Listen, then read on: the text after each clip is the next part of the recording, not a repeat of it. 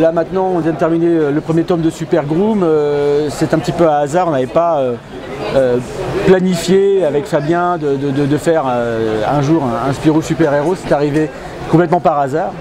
Le journal de Spirou, donc un hebdomadaire, parfois donne des thématiques à ses numéros. Et il y a 3 à 4 ans de ça, le journal a décidé de faire un numéro spécial super-héros et nous a demandé si la thématique nous intéressait pour réaliser une histoire courte de Spirou et Fantasio sur la thème des super-héros. Et de manière un peu potache, on s'est dit « Ah, ce serait drôle de faire de Spirou un super-héros ». Il utilise les inventions du comte de Champignac, la potion qui renforce, celle qui rend intelligent, le fantacoptère. Et il met juste déjà le point de départ un petit peu facétieux de cette histoire. Et on a eu des bons retours, les lecteurs, l'éditeur, les libraires, les gens avaient vraiment une réaction très positive vis-à-vis de ça. Et l'éditeur a vraisemblablement décelé dans ce projet potentiellement une piste pour rajeunir le public de Spirou et Fantasio.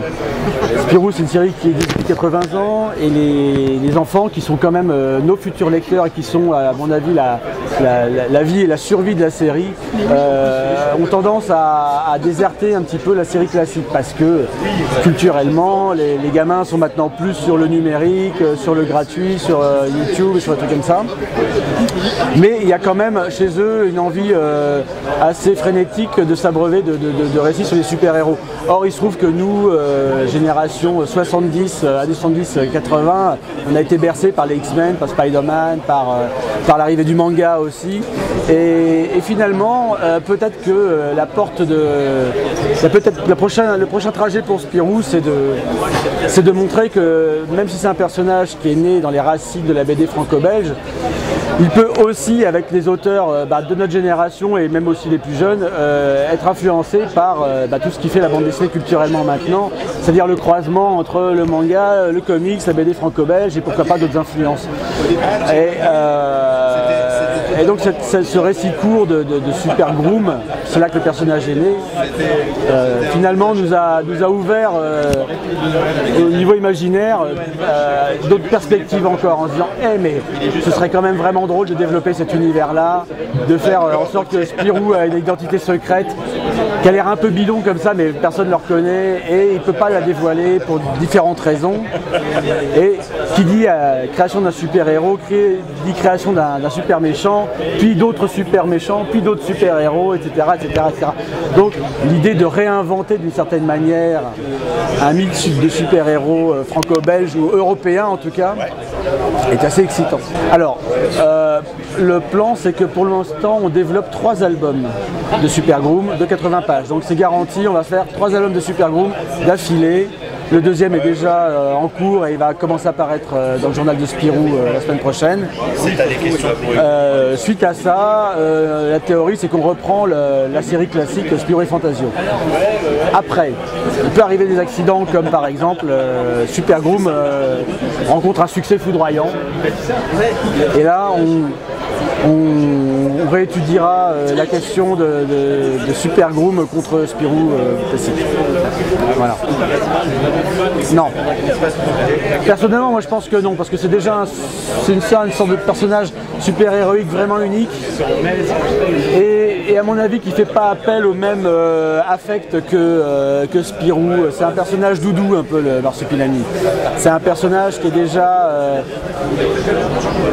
il doit être plus fort que tout le monde. Il doit être dans un univers où personne n'est aussi fort que lui en fait. Si on commence à le mettre dans un univers de super-héros où il y a des super méchants qui peuvent lui faire du mal, en tout cas moi je peux pas. Je peux pas envisager ça. Donc je pense que le Marsupilami doit rester le Marsupilami, ou dans ses aventures solitaires de la série Marsupilami, ou aussi comme compagnon de Spirou et Fantasio, occasionnellement, comme c'était déjà le cas à l'époque de Franquin. Oui, effectivement, on ne peut pas s'empêcher de penser à Fantomiald, qui était la version super-héroïque de Donald, dans Picsou et tout ça. Évidemment, c'est quelque chose qui a bercé mon enfance, et il est évident que Fantoniald, c'est aussi une sorte d'influence pour Super Groom. Ouais. Maintenant, les influences viennent de partout, mais dès qu'on touche de toute façon au mythe du super-héros, on en fait, soit dans le cadre de Fantoniald, une sorte de parodie un peu marrante, quoique maintenant ils l'ont beaucoup modernisé, c'est très science-fiction je crois. Soit on essaie de recréer ce qui n'est pas vraiment existé, des super-héros européens finalement. Ah, oui bien sûr, j'ai des projets, des trucs dans mes tiroirs, j'ai toujours 2 ou 3 albums d'avance en préparation au cas où, on sait jamais ce qui peut se passer. Et puis de temps en temps j'aime bien faire un break entre 2 Spirou et faire quelque chose d'un peu plus personnel. C'est comme ça que j'ai pu réaliser un album de Toto l'Ornithorynque pour les 20 ans en 2017. Voilà, il y a d'autres projets dont je ne peux pas parler qui sont dans les tiroirs, mais voilà, je suis pas non plus, je me sens pas prisonnier de Spirou. Si on me sollicite, ce sera avec plaisir. Les auteurs qui me nourrissent, moi, c'est Blutch, c'est Paul Pope, c'est Guibert qui est président cette année, c'est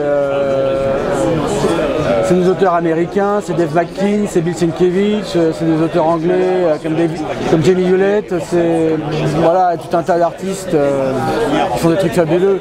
Des copains aussi, je sais pas, Ralph Meyer qui fait un travail fabuleux. Voilà, enfin, il y a tellement de gens talentueux qui petit à petit, quand je vois leur travail, je dis waouh, question piège. Je sais pas. Il faut quelqu'un qui soit pas un copieur de Franquin ou de Fournier ou des classiques. Il faut quelqu'un qui ait sa patte et qui soit capable de moderniser et d'apporter à Spirou une autre personnalité, en tout cas que sa personnalité transparaisse dedans.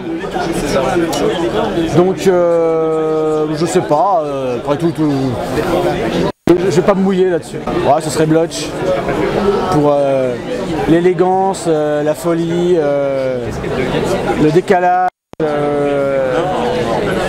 mystère d'une certaine manière.